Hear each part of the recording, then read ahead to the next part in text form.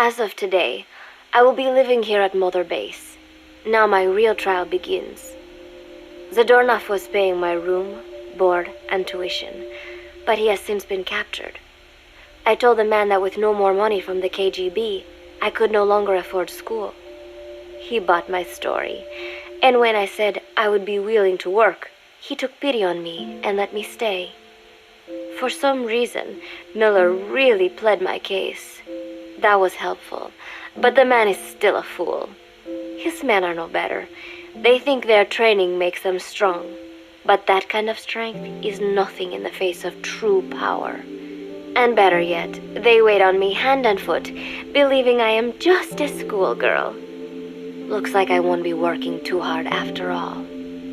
Just today, while scouting out the living quarters, I saw a group of them in the corner of the deck making a fuss. Going over for a look, I saw they were feeding a kitten. A bunch of grown hard men, and they're the ones acting like schoolgirls. Look, isn't he cute? What is wrong with them? Disgusted, I just nodded and smiled. I must stay in character after all. I indulged their chit-chat for a few moments. Then one of them asked me to give the thing a name. They had just taken it from its mother. I named it Nuke. I improvised some nonsense about how our compassion for living things can help prevent wars. The men gave me a little fish. I held it out in my palm and the kitten happily ate it up. What a pathetic, feeble creature. It sickens me. Today, Chico invited me to go fishing with the soldiers.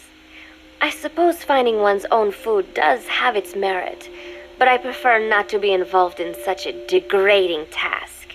And their prattling on about fishing being fun is nonsense. I'm not here to find playmates. Nevertheless, distasteful as it was, I went along in order to maintain my cover. Chico thrust a fishing pole into my hands, and we went up onto the deck where several soldiers had gathered. They welcomed us warmly. With so few women aboard Mother Base, I'm treated like a princess. No one suspects I am neither a teenager nor a student. It was nice and sunny, with a gentle breeze and waves. As I cast my line and waited for a bite, the soldiers began to ask me all sorts of questions. As always, I answered according to our predefined scenario, feigning a smile. As I sat there feeding them lies, the fish began to bite, and the soldiers began to focus on their prey. Chico had his bait stolen by a fish, and got so angry that he stood up and nearly fell into the sea. Everybody laughed. It almost made me want to join in too. At some point, I got a bite myself.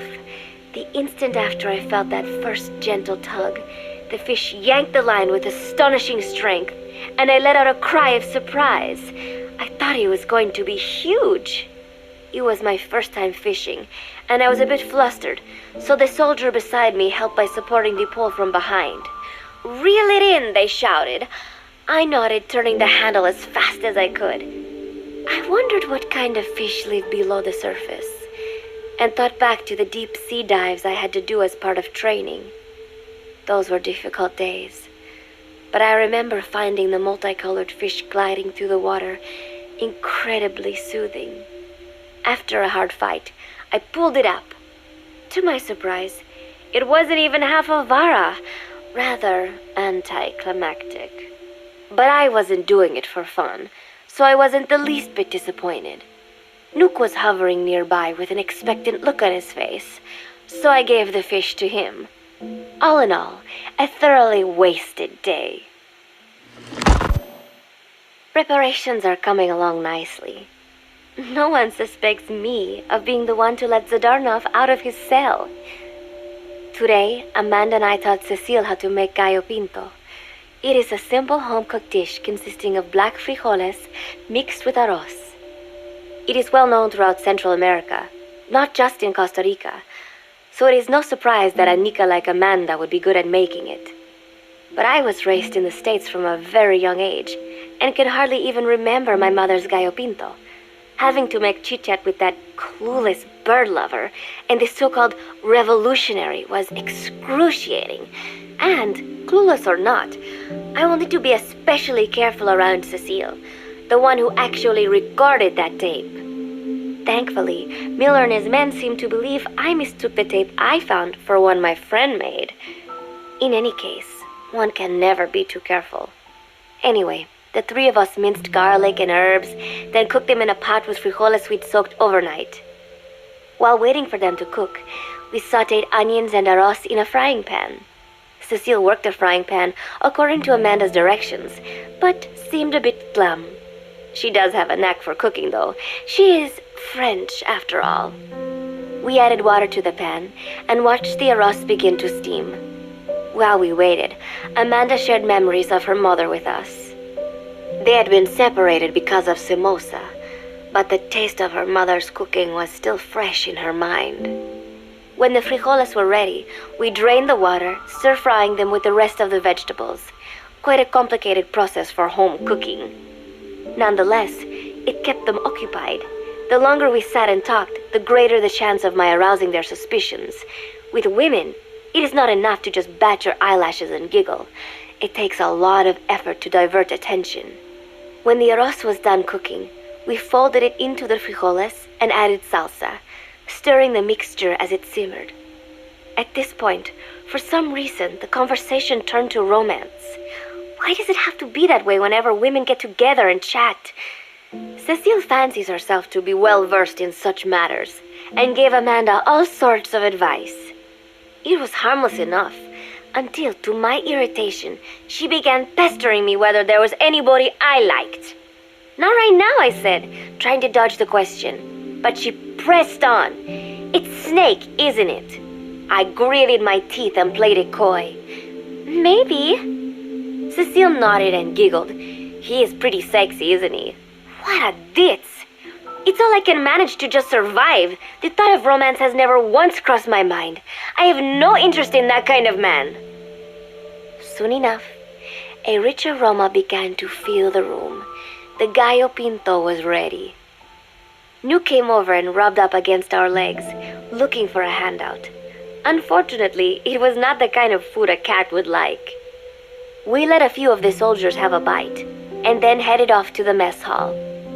The home-cooked flavor we'd achieved was a big hit with the men of MSF. Not that we are trying to impress them or anything.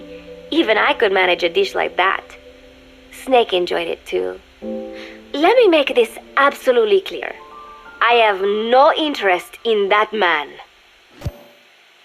Football, or soccer as it is known in the States, is extremely popular here. It has not caught on yet in the US, but it has legions of rabid fans all across Latin America.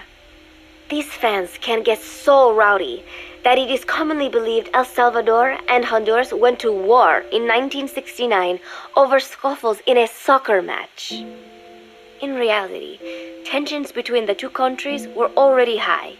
The match was merely one of the sparks that set them off. But these people are so passionate about this sport that the story seems plausible. Predictably, many of the soldiers here are fans.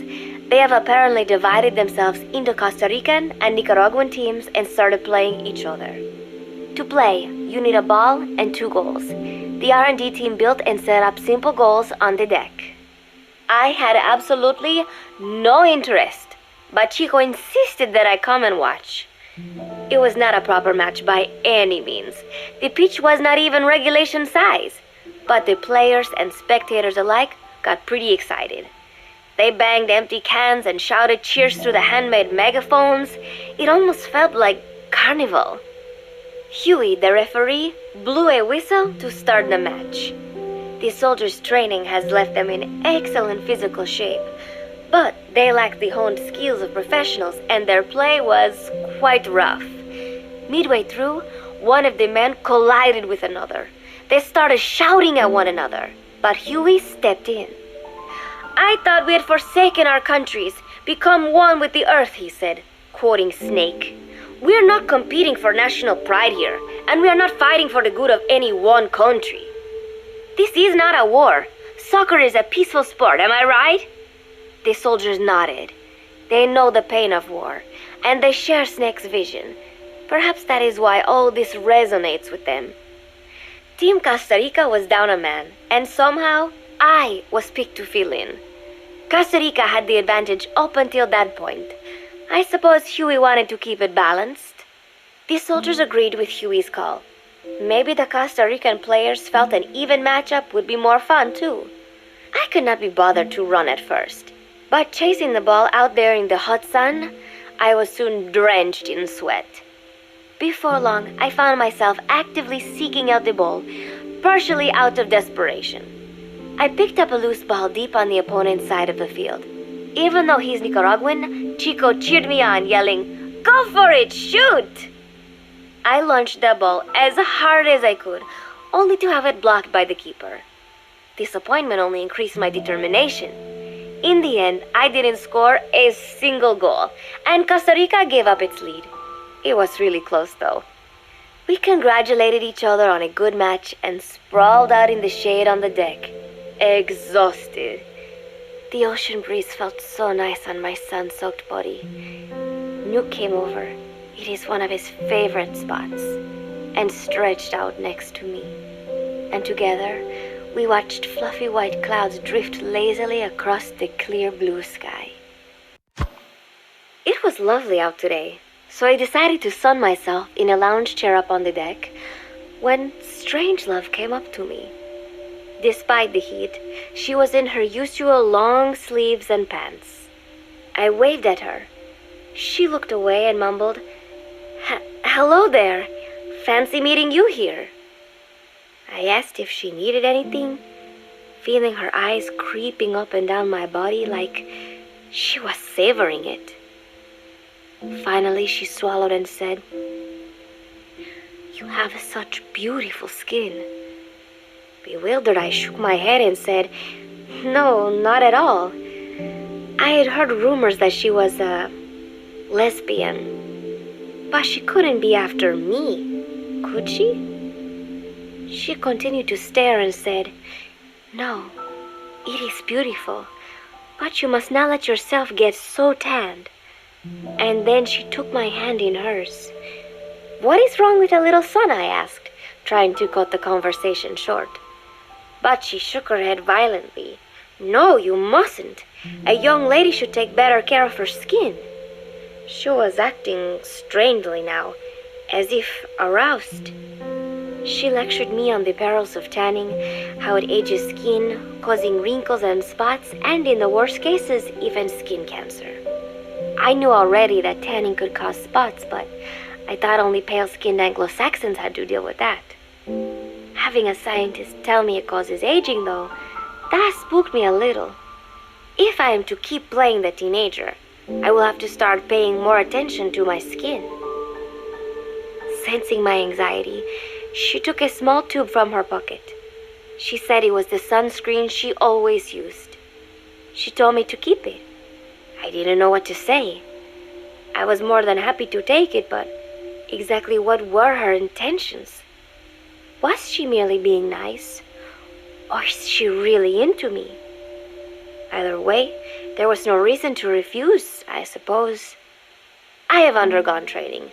An out-of-shape woman does not pose any real threat to me. Having power means not being afraid. It is the same on a global scale.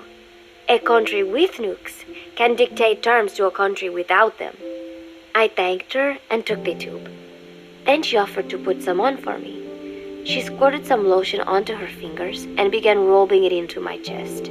It happened so suddenly, and I was so taken aback that I did not even think to protest. She caressed my stomach with her long white fingers, then slid them upwards between my bikini-clad breasts. "What? Wait," I sputtered as her moist eyes met mine. She was beautiful. Somehow, I found myself captivated by this woman more than 10 years my elder. "Hold still," she whispered in my ear. I nodded silently, unable to refuse. My body went limp, motionless, as if in a trance. Gently, carefully, She rubbed the lotion all over my entire body. I shouldn't have enjoyed it, and yet I could not help myself. For a moment, I was spellbound. That woman is dangerous. I had better watch myself. Protecting one's health is an important part of any agent's job. But despite my best efforts, I have caught a cold. Now that I think about it, Mother Base's numbers are on the rise, with soldiers coming from all different places and backgrounds. It is no wonder then that sooner or later someone would bring in a virus. That said, what I have got is just a common cold. The medical team said I'd need a few days rest, so I've been restricted to my room and put on bed rest. I thought I'd gotten used to not having anyone around to relate to, but at times like these, being alone is just miserable.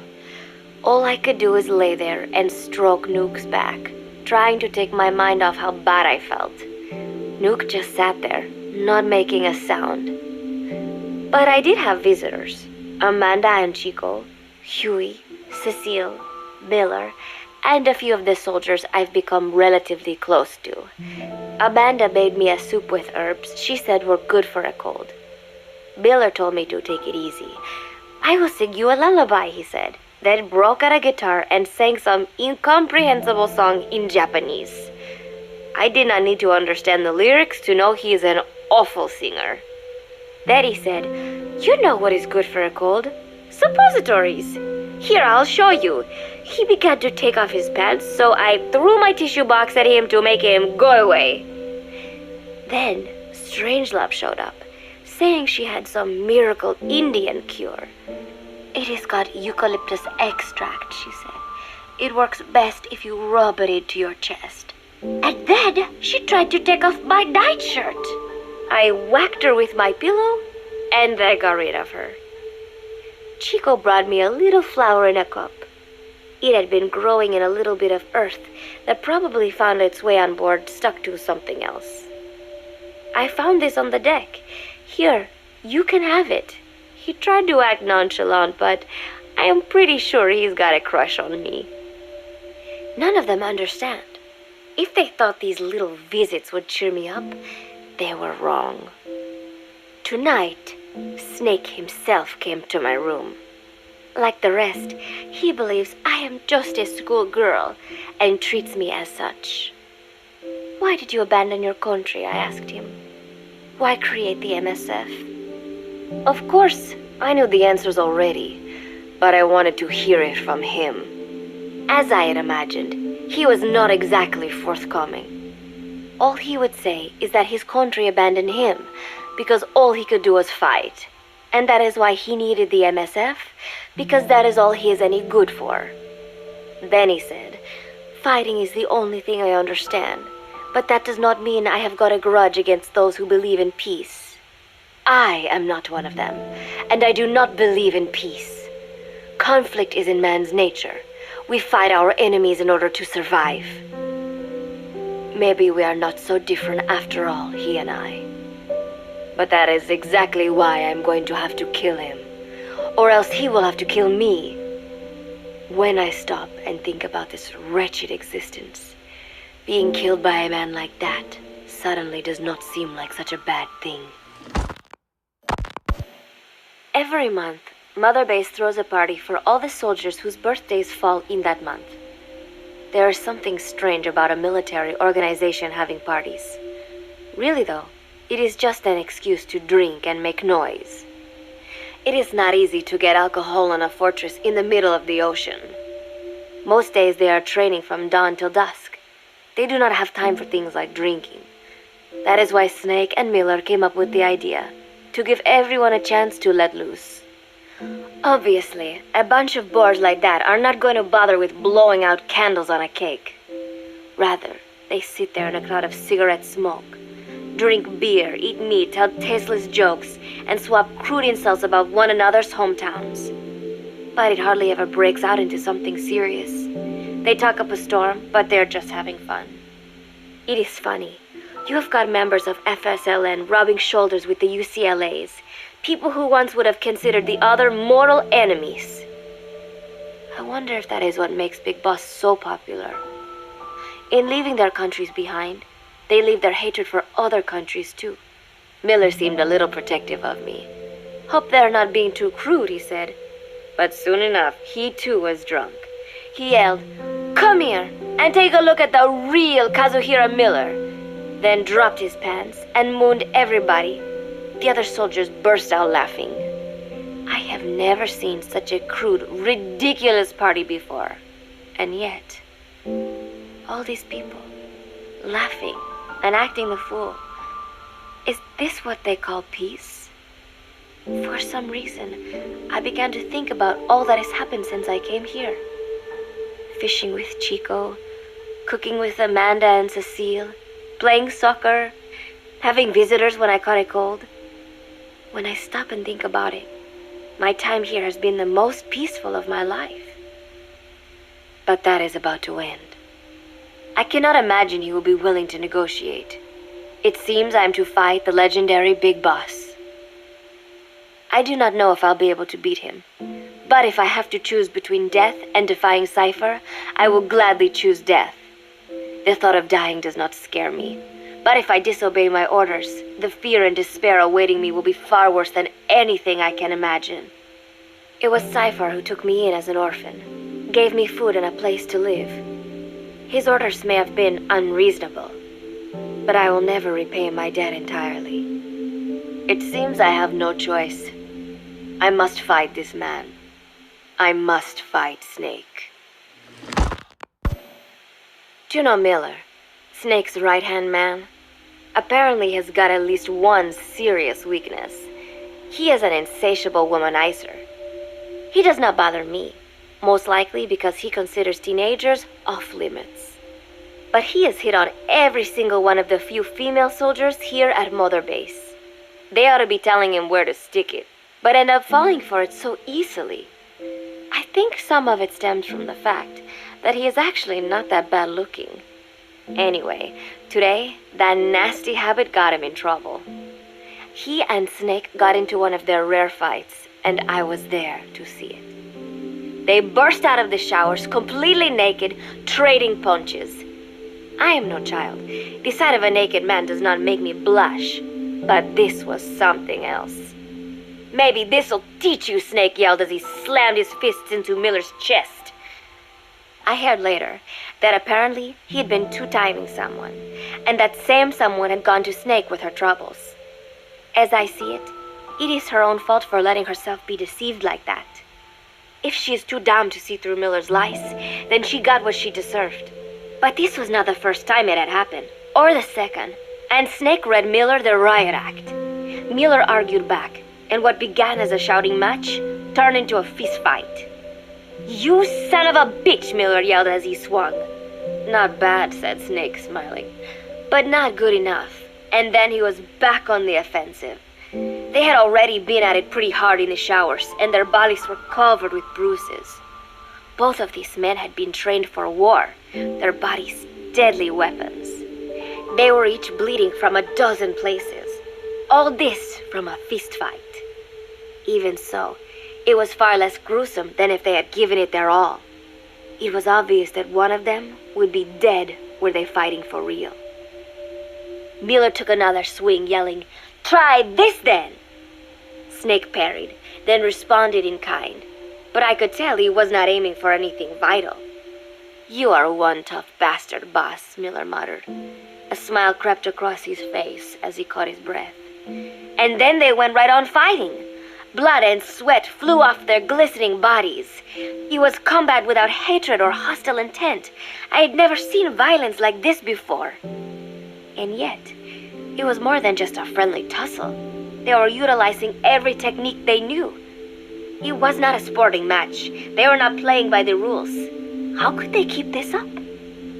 At last, the two men tired themselves out, and the bizarre scene came to an end.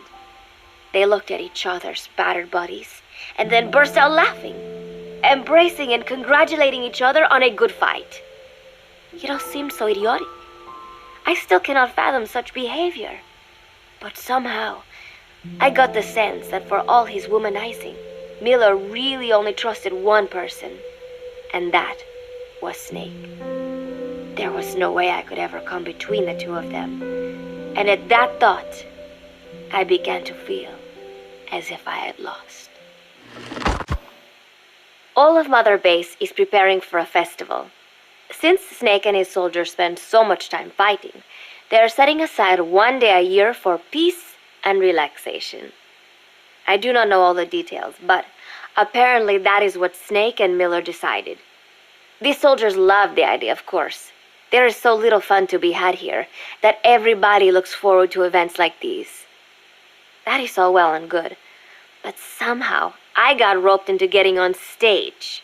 Come on, we even both have peace in our name, said Miller. And Zadarnov, that old Ruski's name, has something to do with peace too, right? Hey, as long as we're having a day of peace, we ought to get an act together. The Three-Piece Band. I thought he was joking. He then proceeded to share his idea without bothering to check with me. And now, I am slated to sing. Apparently, he had heard me on the deck one day, and since then he's wanted to form a band. Everybody's looking forward to it, so there is no way for me to back out now. I have never done anything like this, but it does feel kind of nice to know that people are looking forward to it. I mean, it cannot be any worse than Miller's singing. But modifications to Zeke are already finalized, and I must complete my mission. Betray Cypher now, and I will face a fate far worse than death. Still, there's no need to put things in motion just yet. What difference would it make to just wait a little while longer? A whole day of peace. The mission can wait until after that. Can it not? I know I am only delaying the inevitable. When the day comes, one of us will have to die. Snake or me. But still, if I could just come up with some way to stall Cypher, at least until our day of peace. When did I start having thoughts like this? My cover is blown. They know nothing of Cypher or my true objective, but they know I am a spy. There is no more time left. I must act now. I must complete my mission. How did it come to this? All I wanted was 3 more days. Just 3. Miller's already finished writing the song. It is called Love Deterrent. It is about a girl who cannot express her true feelings. I have been practicing. I am no pro, but I was pretty sure I would do a decent job. And now this. Cypher found out that Zeke was complete. He must have someone inside Mother Base besides me, spinning his tightly wound web of control, leaving no room for individual will. Typical. When they found out Zeke was complete, I was ordered to execute the operation immediately. If I was going to enjoy just one day of peace, I had to ensure the plan could not move forward. I tried to sabotage Zeke. I thought by damaging the drive system, they would have no choice but to delay their plans. I waited until midnight, and then snuck into the hangar. There would be trouble if it looked like sabotage. I selected one of the drive system's load-bearing parts and carefully worked to warp its shape. The leg's drive system requires a high degree of precision to operate. Even the smallest deviation would have done it. Then, Chico walked in. Maybe it was one of those nights where he could not sleep. In any case, he saw me, panicked, and took off running. It would have been easy to kill him, but I could not. I know he likes me. It is not as if I would ever have an interest in a child like him, but I could not pull the trigger. Not at him, not in the back. Will he tell them? Or is there a chance he will keep it a secret? Protect me? No. He knows now. Knows I am not who he thought I was. He ran without even questioning what I was doing. There is no chance he does not know. And soon, all I have built here will end. And if Cypher has another agent among them, if he finds out I tried to sabotage Zeke, this place will no longer be my heaven. Then it is settled. I make my move now. Chico walked in before my sabotage was complete, so Zeke should still be operational. It might not run at full speed or power, but I do not have time to fix that. Without Zeke, I do not have a chance in hell of winning. I must act fast before Chico sounds the alarm. I knew it would come to this. I just did not think it would be so soon. It is time, Zeke. Metal Gear Zeke. Activate.